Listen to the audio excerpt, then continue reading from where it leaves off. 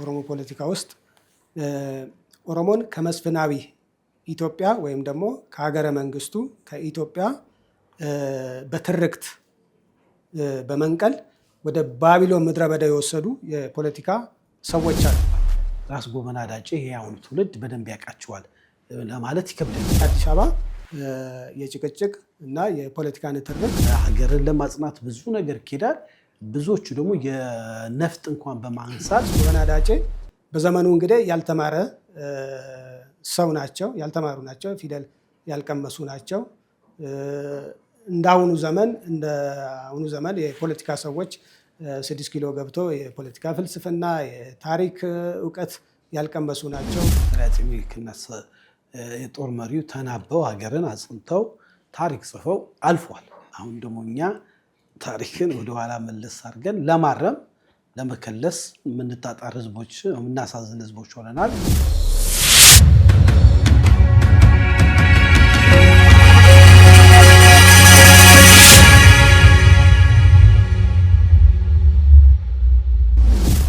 ሰላም ጤና ስጥልኝ የዳሽን ቤተሰቦች፣ ሰላምና ፍቅርን ተመኘው። ተሾመ ሽፈራው ነኝ። ዳሽን ቲዩብ ለእናንተ ይጠቅማል ያልናቸውን ከፍ ያለ ሀሳብ የምናቀርብበት ሰዓት ነው። እንግዲህ ዛሬ የዳሽን ቤተሰብ የሆነው ወዳጃችን ስቱዲዮ ተገኝቷል። ከዚህ ቀደም በኢትዮጵያ ታሪክ ዙሪያ የተለያየ ውይይት አድርገናል። ዛሬ ደግሞ የጋበዝንበት ክቡር ጠቅላይ ሚኒስትር ዶክተር አብይ አህመድ በኢትዮጵያ አወቃቀርና ስሪት በኦሮምኛ ቋንቋ ያስተላለፉት መልእክት አለ። ከዛ በፊትም በአሚኮ ጋር ያደረጉት ቆይታ ነበረ። ሰሞኑን ደግሞ ከኦሮሚያ ቴሌቪዥን ጋር ያደረጉትን ቆይታ ተከታትለናል። በዚህ ጉዳይ ላይ ጠቅላላ ሁኔታውን፣ ትርጉሙን፣ ከዛ ደግሞ ታሪካዊ ሁኔታዎችን ከኛ ጋር ለመወያየት እንግዳችንን ጋብዣዋለሁ። እንግዳችን ራስን ብታስተዋውቅልን። አመሰግናለሁ። ተሼ ሸዋረጋ ወርቁ እባላለሁ። ከዚህ ቀደም አንዳንድ የኢትዮጵያ መሰረታዊ ታሪኮች ላይ አንዳንድ ውይይቶችን አድርገናል። መልካም የሸዋ እንግዲህ ሰሞኑን ክቡር ጠቅላይ ሚኒስትር ዶክተር አብይ አህመድ በኦሮምኛ ቋንቋ ያደረጉትን ቆይታ ተከታትላል።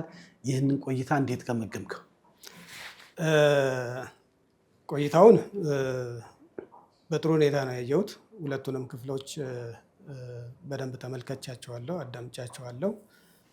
ከዚህ ቀደም እንግዲህ እንደምታውቀው በኢትዮጵያ አገረ መንግስት ምስረታ ላይ አንድ መሰረታዊ ፕሮግራም ሰርተናል። በተለይ ኢትዮጵያ የምንላት እቺ ሉዓላዊ ሀገር እንዴት ተመሰረተች እና ሀገረ መንግስቷ ምስረታ ምን ይመስላል የሚለውን ወደኋላ ተመልሰን አንዳንድ ታሪካዊ ዳራዎችን ጠቅሰን ለመመልከት ጥረት አድርገናል እና ከዛ በመነሳት እንግዲህ ጠቅላይ ሚኒስትሩም የእኛን ሀሳብ የሚደግፍ እና ከኛ ናሬሽን ጋር የሚሄድ እጅግ በጣም መሰረታዊ የሆነ ሀሳቦችን ነው በሁለት ፕሮግራም የጠቀሱትና እሱ ላይ እንግዲህ አንዳንድ ነጥቦችን እያከልን ሀሳቡን ትንሽ እናጠናክረዋለን የሚል ሀሳብ አለኝ።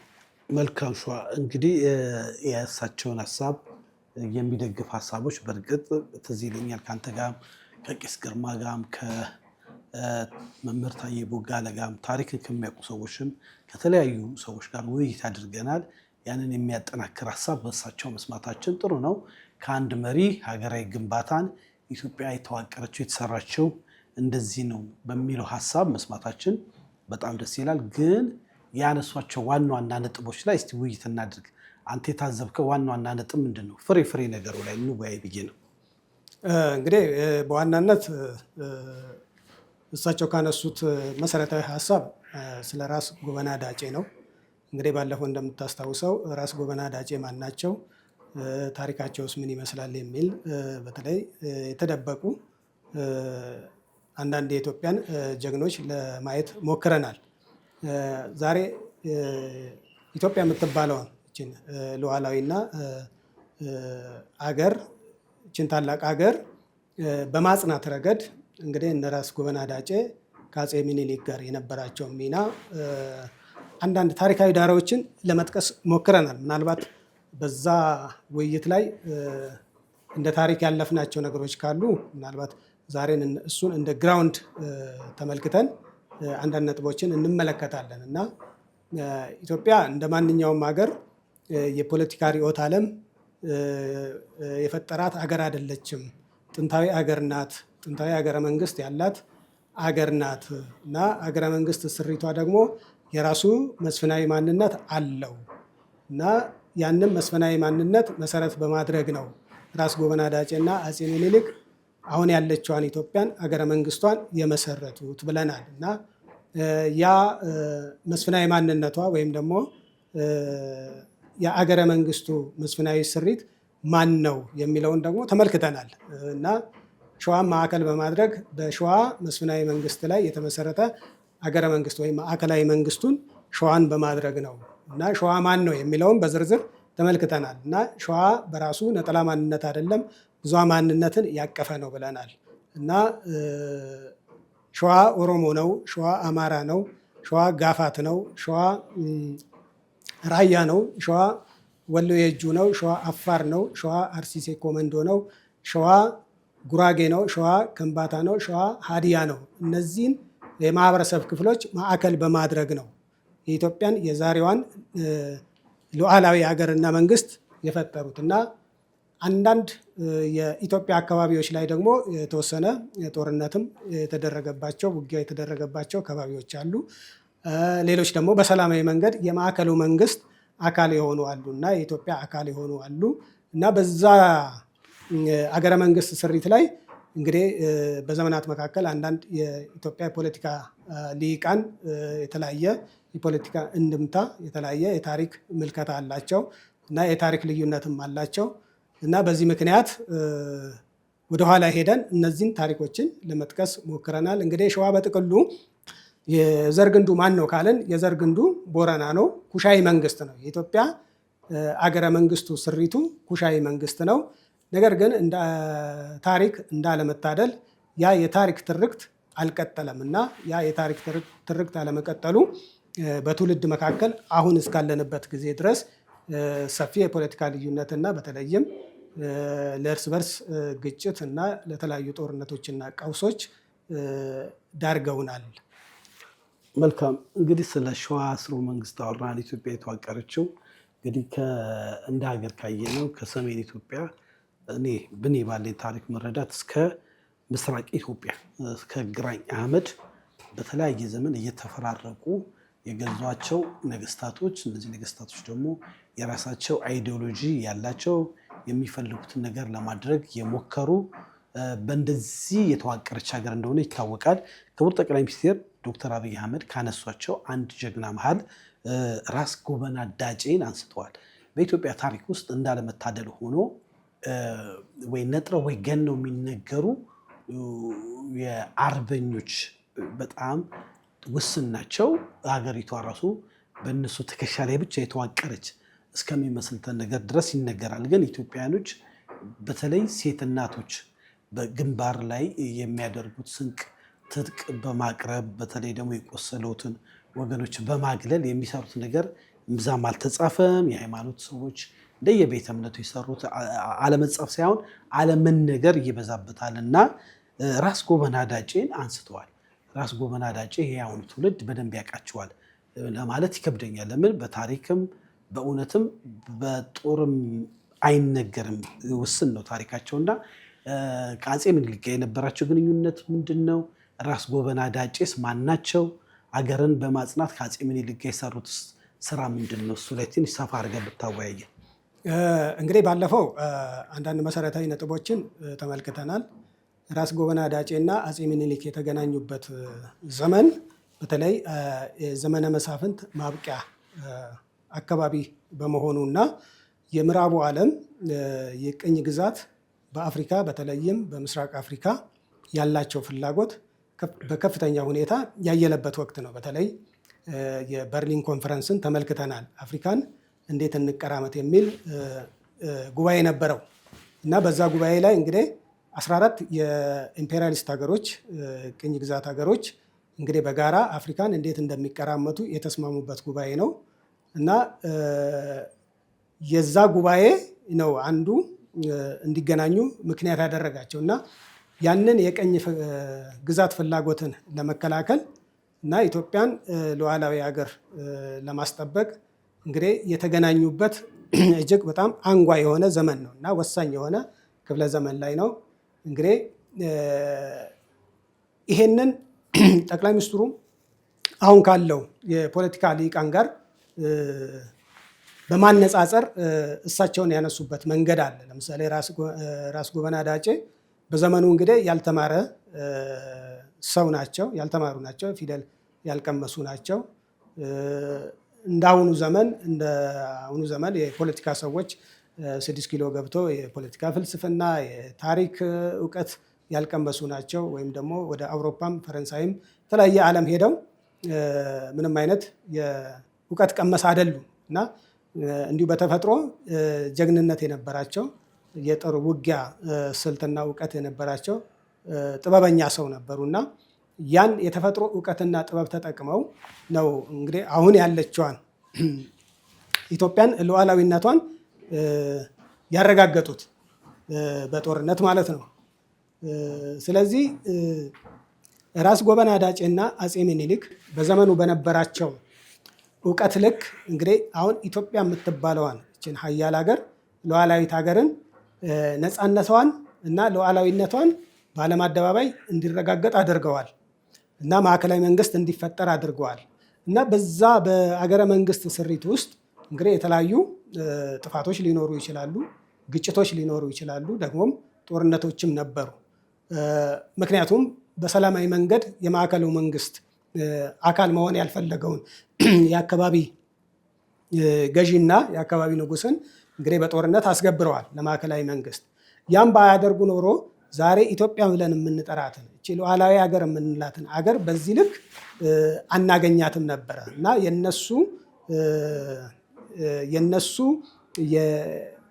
የአገረ መንግስት ምስረታ ውጤት ነው አሁን ያለው ትውልድ እና በዚያ ላይ ነው እንግዲህ እነሱ በመሰሩት መልካም ነገር ላይ ተመስርተን እነሱ ደግሞ ባጎደሉት እና ጎደለ በምንለው መሰረታዊ ነገር ላይ ተወያይቶ በውይይት እና እነሱ ያጎደሉትን ነገር በመሙላት ላይ ለሚቀጥለው ትውልድ አገርን ማሻገር ነው እንጂ አንድን ብሔራዊ ጀግና እና በዛ ልክ በዘመኑ ደግሞ የሀገርን ሉዓላዊነትን ያረጋገጠን አንድ የጦር መኮንንን ማራከሱ፣ ጀግንነቱን ማዋረዱ ተገቢ አይደለም የሚል ንጽጽር ነው ያቀረቡትና እንግዲህ ራስ ጎበና ዳጬ በጥቅሉ በዘመኑ እንግዲህ እሳቸው እንደገለጹት የፊደል እውቀት ያልነበራቸው የዓለምን መረጃ የሌላቸው እውቀት የሌላቸው ወይም ደግሞ በተለያየ የትምህርት ተቋም ገብቶ የጦር እንትንን ያልተማሩ ነገር ግን በተፈጥሮ የጦርነትና የውጊያ ጥበብና ስልት የነበራቸው ታላቅ አርበኛና ጀግና ናቸው እና የእሳቸው አሻራ በዚህ ሀገረ መንግስት ምስረታ ላይ እጅግ በጣም የጎላ ነው እና በዛ ልክ ደግሞ ታሪካቸው ያልተነገረ ይልቁንም በሌላ መንገድ እንደ ካሃዲ እንደ አፍራሽ የተጠቀሱና ብዙ ኔጋቲቭ ነገር የተነገረባቸው ሰው ናቸው። እሱ ላይ እንመጣበታለን። እስቲ ትንሽ ራስ ጎበና ዳጬ ስናስብ የአፄ ምኒልክ የጦር ሚኒስቴር እንደነበሩ ታሪክ ይናገራል ካልተሳሳቱ። እንግዲህ ከአፄ ምኒልክ 9 የሚያሉ የጦር ዋና አዝማቾች መሃል ወደ ከገሚሱ በላይ ከኦሮሞ ቤተሰብ የተወለዱ ናቸው። አፄ ምኒልክ ደግሞ ታሪክ እንደሚለው እንደ ዘራቸው ለመጥቀስ ሳይሆን ከአማራ ቤተሰብ የመጡ ናቸው። ግን እነዚህ ኢትዮጵያን ሆነው እንደ አንድ ሀገር የአድዋ ጦርነት ሳይቀር ብዙ አይነት ጦርነትን በማሸነፍ እኛ ምንኮራባትን ሀገር ኢትዮጵያን አስረክበውናል። እነሱ በዛን ወቅት በዘር በብሔር በቋንቋ ተከፋፍለው አልተጣሉ፣ ሀገራቸውን ለማጽናት ነው የተፋለሙት። አሁን እኔ እናንተ በደረስንበት ግን በብሔር ሽፋን ብዙዎቹ ቀጥታ የኔ ብሔር የበላይ ነው በሚል ህዝባችን መከራ ውስጥ ከተውት እናያለን። ኢትዮጵያዊነት እየቀጨጨ እንደውም ኢትዮጵያዊነትን መናገር እንደ ሞኝነት እየተነገረ ያለበት ነው። ለዚህም ጉዳይ ሀገራዊ ምክክር እስከመቋቋም ሀገርን ለማጽናት ብዙ ነገር ይኬዳል። ብዙዎቹ ደግሞ የነፍጥ እንኳን በማንሳት በጦርነት ውስጥ እንዳሉ እናውቃለን። እንግዲህ ከ30 ነው ምናምን ዓመት በፊት የኢትዮጵያ አካል የነበረችው ኤርትራም በእንደዚህ አይነት ጦርነት ሴራ እንግዲህ ምንም በሌለበት ነፃነት ወይ ባርነት በሚል ምርጫ ከኢትዮጵያ ተገንጥላ አሁን ኢትዮጵያን ባህር በር እንዳሳጣቻት በእኛ ዘመን እናውቀዋለን። እና እነዚህ ጠቅላላ ሁኔታዎችን ስታይ ኢትዮጵያ በማጽናት ደግሞ ከብሔር ከቋንቋ ከሃይማኖት ሳይወሰኑ ኢትዮጵያኖች እንዴት እንዳጸኑ ስንሰማ አሁን ያለነው ትውልዶች ወደኋላ የቀረን አይመስልም? በብዙ ነገር ወደኋላ ቀርተናል። እና እንግዲህ እነዚህ የጦር መኮንኖች በብዛት እንግዲህ ከኦሮሞ አካባቢ ጎልተው ይወጣሉ እና የዚህ ሌጋሲያቸው ምንድን ነው? እና በኢትዮጵያ ያው እንደ ታሪክ ብዙ ጊዜ በጦርነት ታሪክ ውስጥ የኦሮሞ የጦር ሰዎች ወይም የጦር መኮንኖች ጎልቶ የመውጣት ነገር አለ። የዚህ ሌጋሲው ምንድን ነው ካልን እንግዲህ በኦሮሞ ባህል ወይም ደግሞ በኦሮሞ ማንነትና ታሪክ ውስጥ አንድ ትልቅ እሴት አለ። እሱም ገዳ የሚባል ስርዓት አለ። የገዳ እሴት አለ እና በገዳ ስርዓትና እሴት ውስጥ አንዱ ትልቁ መሰረታዊ ነገሮች አሉ። ለምሳሌ 3 መሰረታዊ ስሪቶች አሉት በገዳ ስርዓት ውስጥ። አንደኛው ኔሽን ፕሮቴክሽን ነው ወይም ደግሞ ማህበረሰብን መጠበቅ ነው በስርዓቱ ውስጥ። እና ከምን መጠበቅ ነው የሚለው ዝርዝሩ በእርግጥ ሰፊ ነው። ወደ ዝርዝሩ ሳንገባ አንደኛው የኔሽን ፕሮቴክሽን ነው፣ ማህበረሰብን መጠበቅ ነው። ሁለተኛ ደግሞ ሶሻል አክቲቪቲዎች አሉት ወይም ደግሞ የማህበረሰብ የስራ ድርሻዎች አሉት። ሁሉም ከልጅነት ጀምሮ እስከ እርጅና ድረስ በየ8 ዓመቱ የሚከወኑ ወይም ደግሞ የስልጣን እርከኖች አሉ። ከአንደኛው ወደ ሌላኛው የሚሻገርበት የስልጣን እርከኖች አሉ። በየ8 ዓመቱ አንድ ትውልድ ወይም ደግሞ አንድ ሰው የየራሱ የሆነ የስራ ድርሻ አለው፣ የስራ ሚና አለው እና ሶሻል አክቲቪቲዎች አሉት። እና ሶስተኛውና መሰረታዊ ነገሩ ዋር ፕሪንስፕል ነው። የጦርነት መርህ አለ እና ጦርነትን የሚያደርግበት መርህ አለ። ያ ደግሞ በልጅነት ጀምሮ ውጊያን የመለማመድ ነገር አለ እና በተለይ እኔ ራስ ጎበና ዳጬ ይሄ ያገዛቸው ይመስለኛል።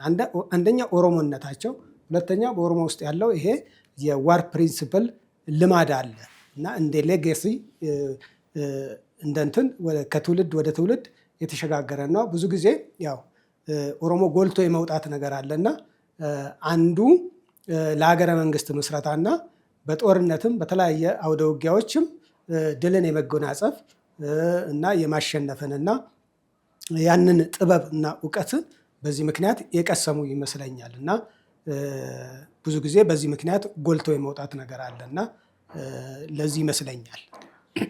መልካም እንግዲህ ስለ ራስ ጎበና ዳጬ የዚህን ያህል ካወራን እንግዲህ በተለይ አፄ ምኒልክና የጦር መሪው ተናበው ሀገርን አጽንተው ታሪክ ጽፈው አልፏል።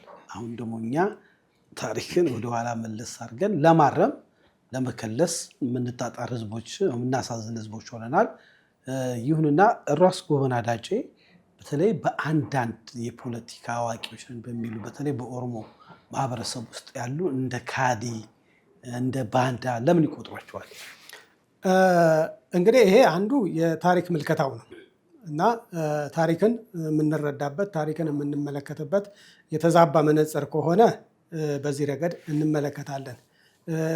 ብዙ ጊዜ ግን የኢትዮጵያ አጠቃላይ አሁን በተለይ ከዚህ ከ100 ዓመት ወዲህ ያለው የፖለቲካ ትርክት የምዕራቡ ዓለም ሴራዎች ናቸው።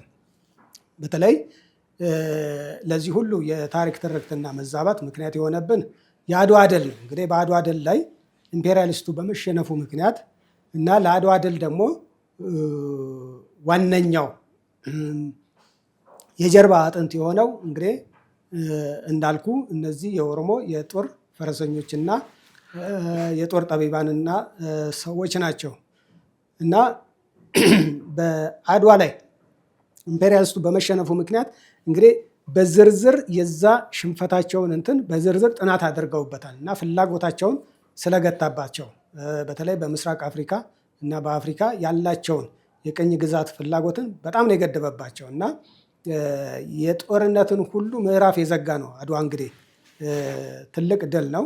እና ኢትዮጵያ ዛሬ ሉዓላዊ ተብላ እንድትጠራ እና ሉዓላዊነቷን በዓለም ተቀባይነት ያለውና የተከበረ እንዲሆን ያደረገው የአድዋ ድል ነው እና በአድዋ ድል ላይ የተካፈሉ እነዚህ በተለይም የሸዋ ኦሮሞዎች የቱለማ የጦር ፈረሰኞች እንደ ጠላት እና እንደ እንትን ስለተፈረጁ እንግዲህ ትርክቱ የፈጠረው ነው። የምዕራቡ ዓለም ትርክት የፈጠረው የጠላትነት ታስቦበት ነው ማለት እንችላለን። ይሄ እንግዲህ ነገሮች በማራከስ አርቲክል ተደርጎ ነው። ይሄ እንግዲህ ዲዛይን ተደርጎ የኦነግ አመሰራረት ከጀርመን ሰፖርት ይደረጋሉ። እነሱ ደግሞ አንድ ሀገር ውስጥ አውሮፓያኖች ምን ቢያደርጉ በተለይ አፍሪካኖችን እንደሚያባሉ ያውቃሉ። ለምሳሌ እነሱ ሀገር ዘር፣ ቋንቋ፣ ብሔር አለ፣ በዛ ይባሉ። ለእኛ ግን ዲዛይን አድርገው መምህር ታዬ ቦጋለ ሲናገሩ ነበር ስለ ኮንጎ ሀብት በጣም የሚደንቅ ሀብት እያላት በዳይመንድ በለጸገች ሀገር እንደሆነች ይሁንና ከ120 በላይ ታጣቂ በማስታጠቅ እነሱ መሪዎች ሆነው የሩዋንዳን ማንሳት እንችላለን። አሁን እኛ ሀገርም ካለው የጦርነት ሁኔታ ስናይ የሁሉ መሳሪያ የሁሉ ትጥቅና የሁሉ ስንቅ የሚያቀርቡት እንግዲህ በተለይ ዋናዋ ግብፅ ሆና እናየዋል ሶርሱና። ይህንን ስታይ ምን ትላለህ? እንደ አንድ ኢትዮጵያ ከድሮ ታሪክ ጋር አሁንም እያያዝን ነው። እንግዲህ ባለፈውም መሰረታዊ ነገሮችን አንስተናል። በተለይ በአባይ ወንዝ ፍላጎት እና በአባይ ወንዝ ላይ ያላቸው ፍላጎት እንደዚሁም ደግሞ በቀይ ባህር ላይ ያላቸውን ፍላጎት ለማሳካት ኢትዮጵያን ለሶስት ተካፍለው ነበረ። እንግሊዝ በአንድ ወገን፣ ጣሊያን በሌላ ወገን፣ ፈረንሳይ ደግሞ እንደዚሁ። በተለይ እንግሊዞች ከደቡብ አፍሪካ ጫፍ ጀምሮ እስከ ካይሮ ጫፍ ድረስ ያለውን መስመር የባቡር ሐዲድ መስርተው በዚያ ሀብትን ለማጋበስ እና አፍሪካን ለመበዝበዝ እቅድ ነበራቸው። ዋናው እቅዳቸው እሱ ነበረ። የአባይ ተፋሰስን በተለይ ምዕራቡን የኢትዮጵያ ክፍልን ወደ ሱዳንና ግብፅ በመቀላቀል ያንን አካባቢ ወደ ራሳቸው የቅኝ ግዛት ለማካለል ሰሜኑን አካባቢና በተለይ አሰብ አካባቢን ደግሞ ለጣሊያን በመስጠት የቀረውን ከጅቡቲ ጫፍ እስከ ሴኔጋል ጫፍ ድረስ ያለውን ለፈረንሳይ በመስጠት እንደውም የሳህል ቀጠና የምንለውን እና ኢትዮጵያን በዚህ ልክ ለሶስት ተካፍሎት ነበረ እና ያንን ኢትዮጵያን የመቀራመት የኢትዮጵያን አጠቃላይ ብሔራዊ ጥቅሞችን እና የኢትዮጵያን ሀብት ለመበዝበዝ ባለመቻላቸው ምክንያት እና የቱጋ ኃይል እንዳለ ለይተው ስለሚያውቁ የቱጋ ምን ማድረግ እንዳለባቸው ኦልሬዲ በጥናት ለይተው ስለሚያውቁ ያንን የፖለቲካ ስራ ነው የሰሩት። በተለይ በሚስዮን አማካኝነት ሃይማኖት እናስተምራለን በሚል ወንጌል እናስፋፋለን በሚል በዋናነት ኢትዮጵያ ውስጥ እና የራሳቸውን የፖለቲካ ልዩነት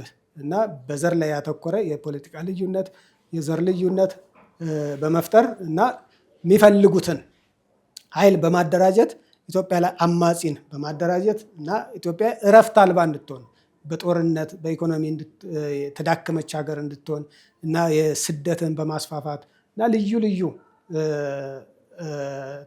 ቴክኒካል የሆኑ ነገሮችን ሁሉ የፖለቲካ ጫና በማድረግ በዓለም አቀፍ በተለያየ ምክንያት እና ኢትዮጵያን ድሃ በማድረግ እና ያንም ማህበረሰብ ደግሞ ከርስት በተለይ ይሄ አይመቸንም የሚሉትን የማህበረሰብ ክፍል ከርስት በመንቀል እና ከርስት በማባረር ከፖለቲካ ማዕከል በማግለል እና በብዙ አይነት ሴራና ተንኮል ነው እና ይሄን ሁሉ አበሳና መከራ በኢትዮጵያ ላይ የጫኑት እና በአንድም በሌላ የምዕራቡ ዓለም ቀጥታ ተጽዕኖ ምክንያት ነው የፖለቲካ ልዩነቶች እንዲፈጠሩ በኢትዮጵያ ውስጥ ታሪክን በማራከስ ግጭትን በመፍጠር በብሔር በቋንቋ በሃይማኖት በመከፋፈል እኛ ኢትዮጵያኖች እንዳንግባባ እንደ ባቢሎን ሰዎች እያደረጉን እንዳለ ትውልድ እንዲነቃ ያዘጋጀን ፕሮግራም ነው።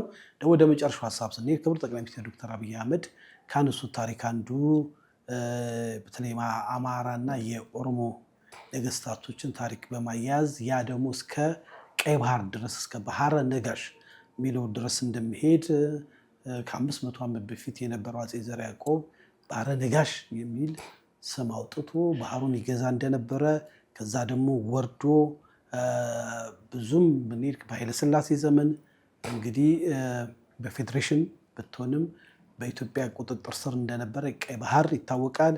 በመንግስቱ ኃይለማርያም ዘመን ደግሞ አሰብ ኢትዮጵያ የነዳጅ ማጣሪያ ያላት፣ የጀልባ መገጣጠሚያ ያላት፣ የባቤል መንደር የሚባሉትን እስከ የመን ድረስ የሚቆጣጠር የባህር ኃይል የነበራት ትልቅ አገርን እንግዲህ በእነዚህ በግብፅ ሴራ ሻዕቢያ ጀባን ወያኔን ኦነግን በማስታጠቅ ሀገሪቷን አፈራርሰው እንደሄዱ ይታወቃል። ይህንን ጉዳይ እንዴት ታየዋለህ አንተ? እንግዲህ ያው አንዱ የፈጠሩት የፖለቲካ ናሬሽን ነው ብለናል። በተለይ ባለፉት 50-60 ዓመታት ወይም 70-80 ዓመታት እንግዲህ ስርዓቱ የፈጠረው አንድ መሰረታዊ ችግር እንዳለ ሆነው በተለይ ኦሮሞ ፖለቲካ ውስጥ ኦሮሞን ከመስፍናዊ ኢትዮጵያ ወይም ደግሞ ከሀገረ መንግስቱ ከኢትዮጵያ በትርክት በመንቀል ወደ ባቢሎን ምድረ በዳ የወሰዱ የፖለቲካ ሰዎች አሉ እና ኢትዮጵያዊ አይደለህም፣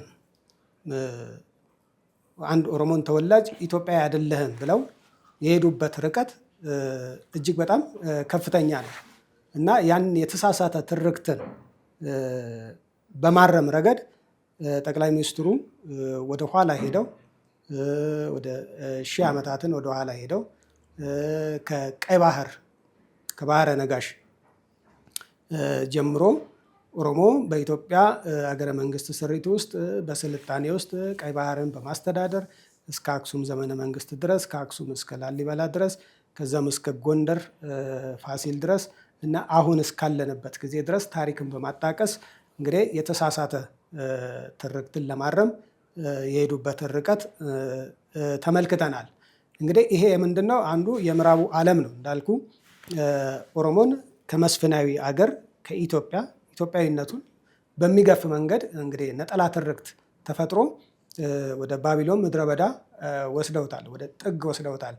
አንድ ጊዜ ያስታውሳለሁ የዛሬ ስንት ዓመት ነው፣ በተለይ ኦፌኮ አባላትን ይሰበስብ ነበረና እዚህ ሜክሲኮ ቢሮ እያለው ከአንድ ባልንጀራዬ ጋር ሆነን እስቲ እነዚህ ሰዎችን እስቲ በምን ማገዝ እንችላለን፣ እንደው ጠጋ ብለን አንዳንድ ነገሮችን እስቲ ስለምን እንደሆነ እንትናቸውን እስቲ እናውራ እንወቀው ምናምን ብለን እዛ ቢሮ አካባቢ ሄደን ነበር አንድ ቀን እና እዛ ሄደን ከዚህ ከጫንጮ አካባቢ ነው እና አንድ 5 ልጆች አባል ለመሆን መጡ እና 130 ብር እየከፈሉ የአባልነት መታወቂያ ይሰጣቸው ነበረ እና ያን አባልነት መታወቂያ እየሞሉ እያለ እዛ መታወቂያው ላይ ዜግነት የሚጠይቅ አለ እና አንዱ እዚህ ጋር ዜግነት እና ለሚ ብሎ ይለኛል እና ምን ብዬ ልሙላው ይለዋል።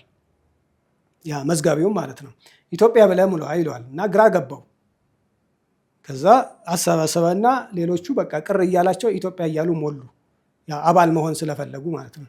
አንደኛው ግን ለከኒ ከነንጉቱ ብሎ መለሰ። ለምን ልጁ የተሞላው ኦሮሚያ መሆኑን እንጂ ኢትዮጵያ መሆኑን ኦልሬዲ በትምህርት ፖሊሲ ደረጃ አስግደውታል እና ኢትዮጵያዊነትን መቀበል ከብዶት አኒ ከነንጉቱ ብሎ መለሰ እና 4ቱ ሞሉ። አንደኛው ግን በኋላ ከምን እንደደረሱ ባላቅም እና በጣም ገርሞኝ ያንን ነገር ተመልክ እንዴት በዚህ ልክ ትውልድ ኢትዮጵያዊነቱን መካድ ቻለ ብዬ በጣም ተመለከትኩት እና ይሄ አንዱ በትምህርት ፖሊሲ ያው ኦሮሞን ከኢትዮጵያዊነቱ ወይም ደግሞ ከመስፍናዊ አገርነቱ እና በታሪክ ትርክት በትምህርት ፖሊሲ እና ወደ ባቢሎን ምድረ በዳ ምን ያህል እንደወሰደው የዘመን ትርክቱ ይሄ አንዱ የሚያመለክት ነው።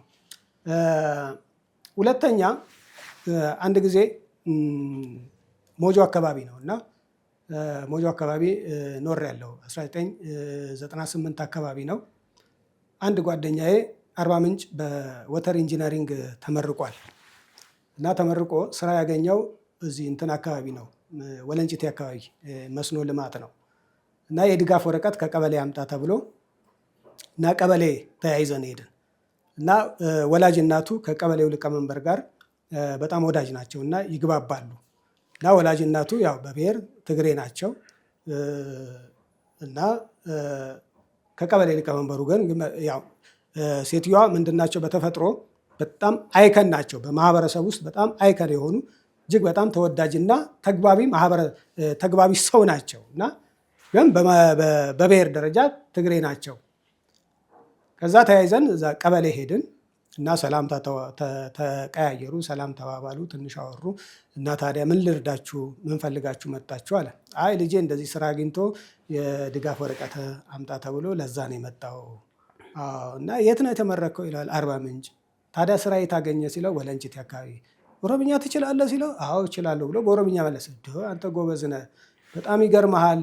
አንድ የእህቴ ልጅ አለማያ ዩኒቨርሲቲ በባዮሎጂ ተመርቆ ኦሮምኛ ባለመቻሉ ምክንያት የ2 ዓመት አዳማ ቁጭ ብሏል እና ስራ አላገኘም ማለት እንዴ። ከዛ እኔ በጣም እንትኑ ትንሽ ነካ አረገኝና በመሀል ገብቼ እንዴት እንደዛ ይሆናል? ይሄ ልጅ እኮ የተማረው በገበሬ የግብር ገንዘብ ነው እና ሳይማር ያስተማረው የገበሬ ማህበረሰብ አለ እና የተማረው ደግሞ በመንግስት ኮሌጅ በመንግስት ዩኒቨርሲቲ ነው እና አገሩን እኮ የማገልገል ግዴታም ኃላፊነት አለበት አልኩት። ከዛ ታዲያ ቋንቋ ካልቻለ ምን ማድረግ ይችላል? ቋንቋ ባለመቻሉ ምክንያት ነው አለ። እንዴት ቋንቋ ለዚህ ምክንያት ይሆናል? ለምሳሌ ባድመ ሲወረር እኮ ባድመ ተወሯል እና ትግራይ ተወሯል እና ትግርኛ ተናጋሪ የሆናችሁ ሁሉ ኑና ዝመቱ አልተባለም፣ ኢትዮጵያ ተወራለች ነው የተባለው። ከዛ ልጁ በእግር ይረግጠኝ ያረተው ምናምን እንትን ይለኛል እና በኋላ ላይ የሆነ እንደ መቆጣት አለ። ትንሽ ተበሳጭ። ታዲያ ቋንቋ ካልቻለ አልቻለም ነው እና ቋንቋ ነዋ መሰረቱ ምናምን አለን። ከዛ ያው ልጁም እንትን እንዳይልበት በዚያ እኔም ባጭሩ እንትን አደረግኩት እና ይሄ ምንድነው ትርክት የፈጠረው ችግር ነው ራሱ እና እንደዚህ አይነት ትውልድ ላይ ደንቃራ ነገሮችን እንዲፈጠሩ ምክንያት ሆነ። ይሄ እንግዲህ የምዕራቡ ዓለም ሆን ብሎ ያደረጉት የፖለቲካ ሴራ መሆኑን ነው በግልጽ የሚያመላክት ነው። አመሰግናለሁ። እስኪ የመጨረሻ ሀሳባችን ላይ እንምጣ። ሰሞኑን የአዲስ አበባ አጀንዳ ትልቅ ጉዳይ ሆኖ እናያለን። እንደው ስለ አዲስ አበባ አወቃቀር ያንተ እይታ እንዴት ነው? ብዙ ነገሮች ይባላሉ። አዲስ አበባ የኔ ናት፣ አዲስ አበባ የኛ ናት፣ አዲስ አበባ የነሱ ናት የሚል ትርክቶች እንሰማለን እና ይህንን እንዴት አየው? እንግዲህ በጣም መሰረታዊ ነገር ነው። አዲስ አበባ ዛሬ እና አዲስ አበባ ትላንት እንዴት እንመለከተዋለን? እንግዲህ ዛሬ አዲስ አበባ ትልቅ የፖለቲካ እና የኢኮኖሚ የስበት ማዕከል ናት። የአፍሪካ ዋና መቀመጫ ናት። ብዙ የዓለም አቀፍ ዲፕሎማት መቀመጫ ናት። የፌዴራልም መቀመጫ ናት። ዋና ከተማ ናት እና በጥቅሉ የኢትዮጵያ የብሔር ብሔረሰቦች ዋና ከተማ ናት። ነገር ግን ታሪካዊ ዳራውን ከተመለከትን አዲስ አበባ ወይም ደግሞ ፍንፍኔ የኦሮሞ የአስትሮኖሚ ከተማ ናት እና ከታሪክ አኳያ እንግዲህ ያው ምንም ጥያቄ የሌለው የኦሮሞ አስትሮኖሚ ከተማ ናት እና እንግዲህ ይሄ ትርክትና ይሄ ጭቅጭቅ ምን ፈጠረው? ለምን ተፈጠረ ካልን እንግዲህ ቅድምም ወደኋላ ተመልሰን እንደጠቀስነው ባለፉት 100 ዓመታት የመጣንበት የፖለቲካ የማህበራዊና የኢኮኖሚ ስሪቶች ናቸው። በዛ ላይ ደግሞ ከደርግ መውደቅ በኋላ አጠቃላይ የመንግስት የፖለቲካ መዋቅር የፈጠረው መሰረታዊ ችግሮች ናቸው እና ከዚህ አኳያ እንግዲህ ዛሬ ላይ አዲስ አበባ የጭቅጭቅ እና የፖለቲካ ንትርክ እንዲፈጠር ምክንያት ሆኗል። እንግዲህ አንዱ ብሔራዊ ምክክር ያስፈለገበት እንደዚህ አይነት አጨቃጫቂና አከራካሪ የሆኑ በዘመን መካከል እንግዲህ በመንግስታት ወይም በፖለቲካ ስርዓታችን ውስጥ የተፈጠሩ መሰረታዊ ችግሮችና እንከኖች አሉ። ማያግባቡን እና ለልዩነታችንም ለግጭቶቻችንም መንስኤ የሆኑትን እንግዲህ በእንደዚህ አይነት በውይይትና በመመካከር በመፈቃቀድ እንግዲህ ችግሮችን እልባት ለማድረግ ያው ይሄ ኮሚሽን ተቋቁሟል። እንግዲህ ኮሚሽኑ ያንን ነገር የሚፈታበት የራሱ እንግዲህ መንገድ ይኖረዋል።